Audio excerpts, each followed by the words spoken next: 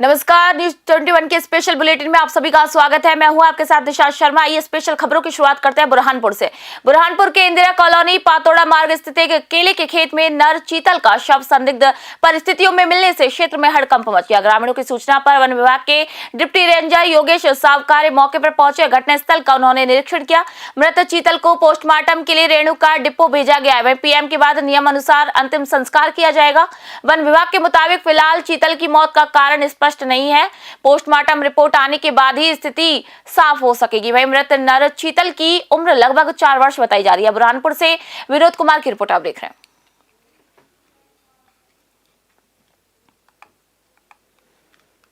खबर बैतूल से। मध्य प्रदेश के बैतूल जिला मुख्यालय में ओबीसी बालिका छात्रावास में चल रहे बाउंड्री वॉल में और रेनोवेशन कार्य ने सरकारी निर्माण की पारदर्शिता और गुणवत्ता पर गंभीर सवाल खड़े कर दिए। निर्माण स्थल पर ना तो कार्य सूचना बोर्ड लगाया गया और ना ही लागत और स्वीकृति की जानकारी उपलब्ध। सरकारी दिशा निर्देशों के अनुसार फ्लाई ऐश विकृत अनिवार्य होने के बावजूद लाल ईंटों और घटिया रेत डस्ट का यहाँ पर उपयोग किया जा रहा है। हैरान की बात यह है कि विभागीय अधिकारी भी कार्य की पूरी जानकारी से अनजान है। बताया जा रहा है कि भोपाल के ठेकेदार द्वारा मनमाने ढंग से काम कराया जा रहा है। अब देखना होगा कि प्रशासन इस पर कुछ कार्रवाई करता है। बैतूल से कमलाकर ताइवाड़ी की रिपोर्ट आप देख रहे हैं।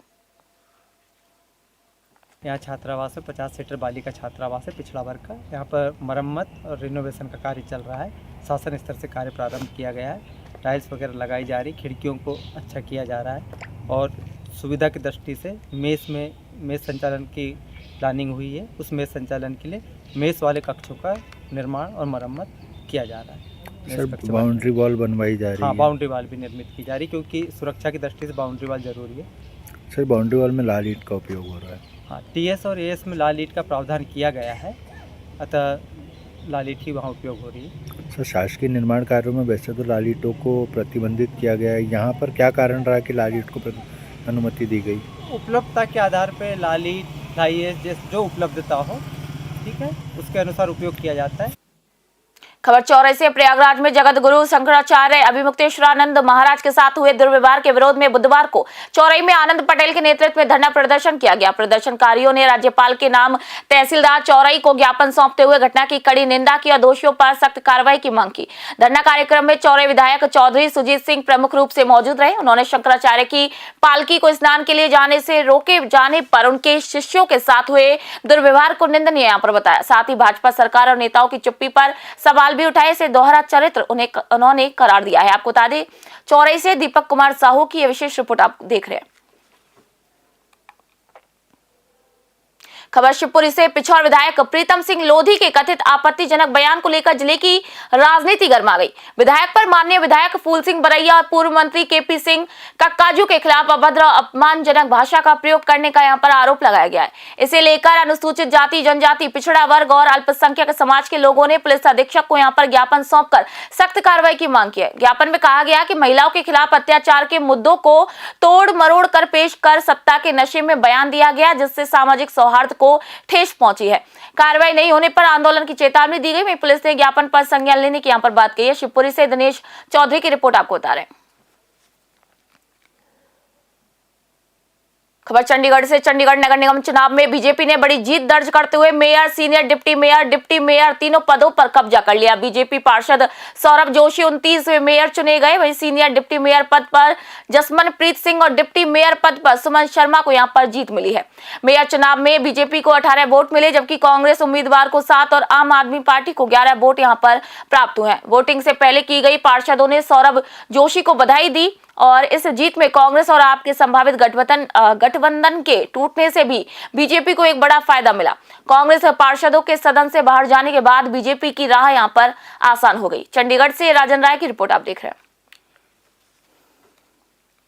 ये जो चंडीगढ़ के अंदर हमें तो पूरा यकीन था कि भारतीय जनता पार्टी तीनों स्थानों के ऊपर एक जीत हासिल करेगी, लेकिन जो कांग्रेस पार्टी और आम आदमी पार्टी का एक जो अनहोली अलायंस चल रहा था, आज वो जो है वो तार तार हुआ है।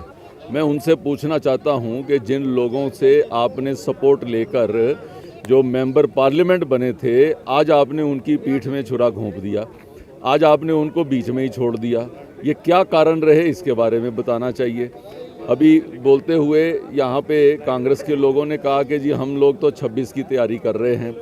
अगर ये तैयारी करते हुए इसका मतलब 4 साल आपका रोल अलग रहेगा और 5वें साल में आपका रोल बदल जाता है। ये जनता के साथ एक द्रोह है, एक वो दूसरी पार्टी के साथ एक द्रोह है, और ये शहर को आगे बढ़ाने की जो मंशा है वो उसके बीच में भी एक रुकावट पैदा करता है।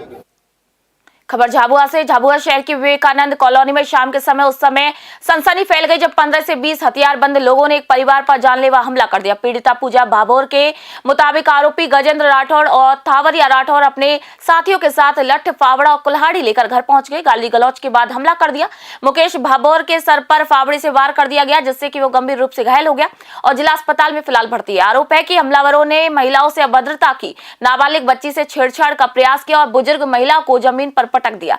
पीड़ित परिवार ने पुलिस कार्रवाई पर यहां सवाल उठाते हुए आरोपियों पर कड़ी धाराओं में मामला दर्ज करने की यहां पर मांग की है। झाबुआ से पुनीत जोशी की रिपोर्ट आप देख रहे हैं।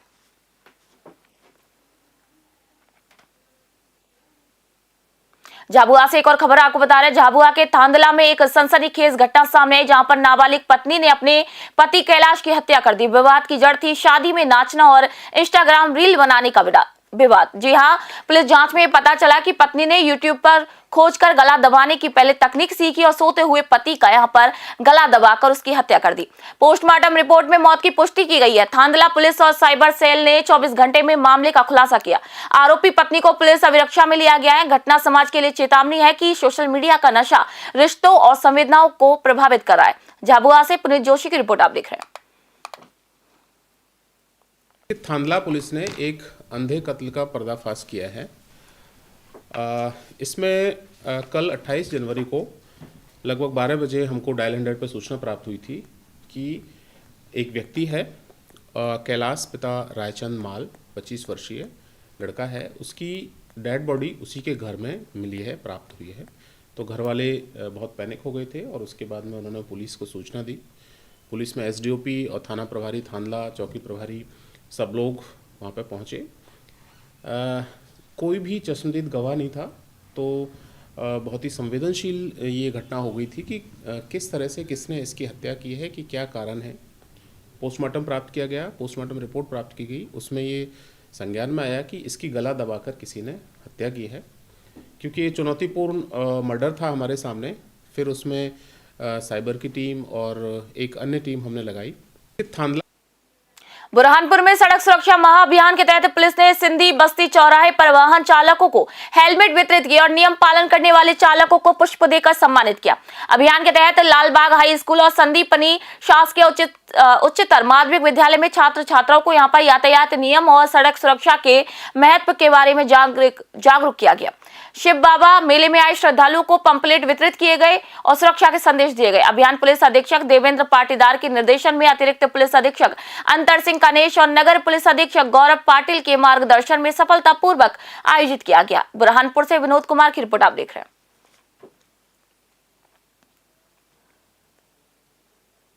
खबर सीहोर से। भेरुंदा तहसील के ग्राम सीलकट मंडी में यात्रालय सोटिया और वासुदेव गलहरी समेत कई गांवों में सियार के हमले से ग्रामीण और किसान परेशान है। खेतों में फसल को नुकसान पहुंचाने वाले सियार अब सीधे लोगों पर हमला करते हैं। हाल ही में 8 लोग घायल हो गए, जिन्हें तुरंत सिविल अस्पताल भेरुंदा में भर्ती कराया गया। घायलों में बच्चे भी शामिल हैं। ग्रामीणों का यहाँ पर कहना है कि वन विभाग को शीघ्र कार्रवाई करनी चाहिए ताकि आम नागरिक और फसल सुरक्षित रह सके। इलाके में बंदरों और सियारों की संख्या बढ़ती जा रही है, जिससे ग्रामीण खेतों में अकेले जाने से डर रहे हैं। घटना के बाद पूरे क्षेत्र में सुरक्षा को लेकर चिंता बढ़ गई है। सीहोर से रामनिवास यादव की रिपोर्ट आप देख रहे हैं।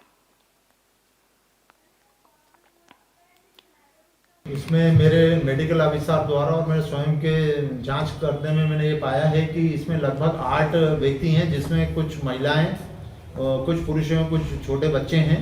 चूंकि एक सियार जब काटता है तो यही सस्पेक्टेड होता है कि वो कहीं ना कहीं रेबीज से ग्रसित है, और रेबीज ग्रसित होने के कारण उसमें बच्चों को उसमें फेस पे काटा गया है। उन सभी व्यक्तियों को हमने इम्यूनोग्लोबिन भी लगाया है। सर किसी प्रकार की सर कोई परेशानी तो नहीं है सर उसकी वाइट से? इसमें बिल्कुल इसमें हमने इम्यूनोग्लोबिन लगाया है, जो कि उनकी मतलब रेबीज को होने से रोकेगा। और इसमें आगे भी हम उन सभी को हमने एडमिट करके ऑब्जर्वेशन में रख लिया है किसी तरह का कॉम्प्लिकेशन है, कोई दिक्कत आती है तो उसको फिर हम आगे जो है उसको रिफर जिला अस्पताल सीहोर कर दिया जाएगा। किसी की सर हालत इसमें कोई गंभीर तो नहीं पाई गई? अभी फर्स्ट अनुमान में तो ऐसी गंभीरता नहीं पाई गई है, क्योंकि इसमें जो सीआर है वो जनरली रेबीज से ग्रसित होना चाहिए। तो उसमें हम लोगों ने सभी जितने भी मरीज आए उनको सबको जो है वो हमने इम्यूनोग्लोबिन लगा दिया है और एंटी रेबीज भी लगा दिया। जनरली सीआर पगला गया था, वो उसने 8-9 लोगों को काट लिया। कितने बजे घटना है? लगभग 3 बजे के लगभग। तो कुछ महिलाएं भी हैं? कितने? हाँ, 4-5 महिला है, 2 बच्चे हैं, एक बुजुर्ग है। मतलब गांव में आ गया था, घर में घुस गया? हाँ, जो सामने है उसको काट लिया। अच्छा, कोयले को क्या है, इसे मार दिया गया है क्या? उसे जानकारी आ रही है? हाँ, जानकारी गाँव में मार दिया। इसकी जानकारी। खबर मुजफ्फरपुर से। मुजफ्फरपुर पुलिस ने फरार चल रहे अपराधियों के खिलाफ सख्त कार्रवाई की है और आपको बता दें कि वरीय पुलिस अधीक्षक कांतेश कुमार मिश्रा के निर्देश पर जिले के थानों में फरार आरोपियों के घरों पर बैंड बाजे के साथ इश्तेहार चस्पा किए हैं। जजुआर थाना प्रभारी रोशन मिश्रा के नेतृत्व में 6 आरोपियों के घरों पर चेतावनी जारी की गई, जिसके बाद 2 आरोपियों ने पुलिस के सामने आत्मसमर्पण कर दिया। पुलिस ने साफ संदेश दिया कि या तो कोर्ट थाने में आत्मसमर्पण करे या फिर कुर्की और गिरफ्तारी तय है। यह अभियान अपराधियों में खौफ पैदा करने और मुजफ्फरपुर में कानून व्यवस्था मजबूत करने की दिशा में महत्वपूर्ण कदम माना जा रहा है। मुजफ्फरपुर से सत्यम शर्मा की रिपोर्ट आप देख रहे हैं। खबर भागलपुर से। भागलपुर पुलिस ने हबीबपुर थाना क्षेत्र से एक बड़ी आपराधिक साजिश को समय रहते नाकाम कर दिया। गुप्त सूचना के आधार पर हबीबपुर पुलिस ने मोहम्मद इरफान को अवैध हथियार और गांजे के साथ गिरफ्तार किया। तलाशी में आरोपी के पास देसी कट्टा, देसी पिस्तौल, 5 जिंदा कारतूस, 1 मैगजीन, मोबाइल फोन और लगभग 8 किलो गांजा बरामद किया है। पुलिस का कहना है कि आरोपी का पूर्व में भी आपराधिक रिकॉर्ड रहा है। आरोपी से पूछताछ की जा रही है ताकि आगे का पता लगाया जा सके कि वह किस कड़ी घटना को यहां पर अंजाम देने वाला था और उसके नेटवर्क में और कौन कौन शामिल है। भागलपुर से राहुल सिद्दीकी की रिपोर्ट आप देख रहे हैं। वरीय पुलिस अधीक्षक भागलपुर के ये निर्देशानुसार अवैध जो ये शराब, आर्म्स और ये मादक पदार्थ के विरुद्ध में लगातार छापेमारी की जा रही है।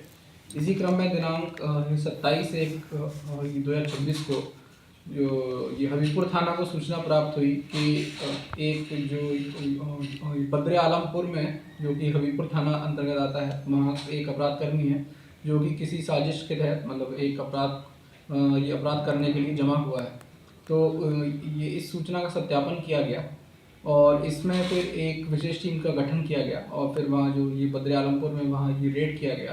तो एक अपराधकर्मी जिसका नाम है मोहम्मद इरफान, ये इनके पास से एक पिस्टल और एक देसी कट्टा और ये 5 जिंदा कारतूस इनके पास से बरामद हुआ और इनके पास से 1 मैगजीन भी बरामद हुई। इसके अलावा जब वहाँ और सर्च किया गया, क्योंकि वहाँ मतलब के गांजे जैसा स्मेल आ रहा था। भागलपुर में उत्तर प्रदेश विजिलेंस टीम ने आय से अधिक संपत्ति के आरोप में बड़ी कार्रवाई की। मऊ जिले में खाद्य आपूर्ति विभाग के लिपिक गगन सिंह से जुड़े ठिकानों पर छापेमारी की गई। न्यू विक्रमशिला कॉलोनी के सत्यम अपार्टमेंट में गगन सिंह की पत्नी के नाम फ्लैट मिला, जहां पर टीम ने दस्तावेज और कागजात की गहन जांच की। आरोप है कि गगन सिंह ने अपनी ज्ञात आय से करीब 300% अधिक संपत्ति अर्जित की।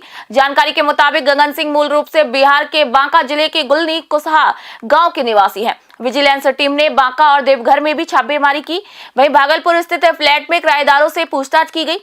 आपको बता दें कि तिलका मांझी थाना पुलिस ने पूरी कार्रवाई में यहां पर सहयोग किया। जांच फिलहाल अभी जारी है और आगे और खुलासे होने की यहां पर संभावना है। भागलपुर से राहुल सिद्दीकी की रिपोर्ट आप देख रहे हैं। खबर रायपुर से। मुख्यमंत्री विष्णुदेव साय ने मंत्रालय में सरगुजा ओलंपिक के प्रतीक चिन्ह और शुभंकर गजरू का यहां पर भव्य अनावरण किया है। आपको बता दें कि बस्तर ओलंपिक की तर्ज पर आयोजित इस खेल महाकुंभ में 3.50 लाख खिलाड़ियों का पंजीयन युवाओं के भारी उत्साह को दर्शा रहा है। खेल मंत्री अरुण साव ने घोषणा की कि विजेता खिलाड़ियों को सीधे राज्य खेल अकादमियों में प्रवेश मिलेगा, उन्हें यूथ आइकन बनाया जाएगा। विकास खंड से संभाग स्तर तक होने वाला ये आयोजन सरगुजा की प्रतिभाओं को राष्ट्रीय मंच प्रदान करेगा। रायपुर से ब्यूरो रिपोर्ट आप देख रहे हैं।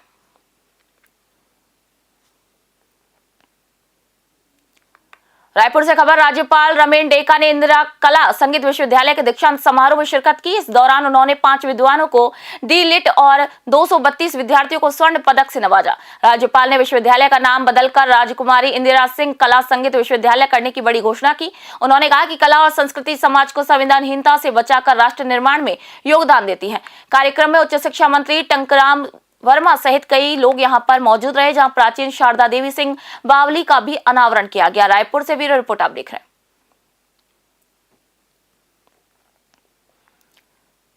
खबर जामताड़ा से। पुलिस अधीक्षक राजकुमार मेहता ने मानवता और कर्तव्य निष्ठा का अद्वितीय उदाहरण पेश किया। विशेष कार्य से दुमका लौटते समय फतेहपुर खागा बॉर्डर के पास सड़क किनारे गंभीर रूप से घायल पिंटू मरांडी को देखा। दोनों पैर टूटे और अचेत अवस्था में युवक को तुरंत मदद की आवश्यकता थी। वहीं एसपी ने बिना देरी के वाहन रुकवाकर एम्बुलेंस बुलाकर घायल को सदर अस्पताल भिजवाया। स्थानीय लोगों के मुताबिक एक कार ने पिंटू को टक्कर मारी और चालक यहां पर मौके से फरार हो गया। जनवरी माह सड़क सुरक्षा माह के रूप में मनाया जा रहा है। इस घटना से ये संदेश दिया गया कि पुलिस केवल कानून नहीं बल्कि मानवता की भी संरक्षक है। स्थानीय लोगों ने एसपी की इस पहल की सराहना की और इसे प्रेरणादायक भी बताया। जामताड़ा से शेख शमीम की रिपोर्ट आप देख रहे हैं। जामताड़ा जिले में क्रिकेट को लेकर बड़ा विवाद सामने आया। जामताड़ा जिला क्रिकेट एसोसिएशन पर अनियमितता, भ्रष्टाचार और नियमों के उल्लंघन के गंभीर आरोप लगाते हुए स्थानीय क्रिकेट खिलाड़ियों ने धरना प्रदर्शन किया। खिलाड़ियों का आरोप है कि एसोसिएशन स्थानीय प्रतिभाओं को आगे बढ़ाने के बजाय बंगाल, बिहार समेत अन्य राज्यों के बाहरी खिलाड़ियों को अवैध रूप से यहां पर खिला रही है। प्रदर्शनकारी खिलाड़ी आशुतोष दुबे ने कहा कि जब गड़बड़ियों के खिलाफ आवाज उठाई जाती है तो खिलाड़ियों को बैन करने की धमकी दी जाती है। वहीं खिलाड़ी निवास मंडल ने मानसिक दबाव और दुर्व्यवहार के आरोप यहां लगाए। खिलाड़ियों की मांग है कि वर्तमान कमेटी को भंग कर एक नई कमेटी का गठन किया जाए और पूरे मामले की निष्पक्ष जांच हो। स्थिति को देखते हुए मौके पर पुलिस बल तैनात किया गया। खिलाड़ी उपायुक्त को यहां पर ज्ञापन सौंपने की तैयारी है। जामताड़ा से शेख शमीम की रिपोर्ट आप देख रहे हैं।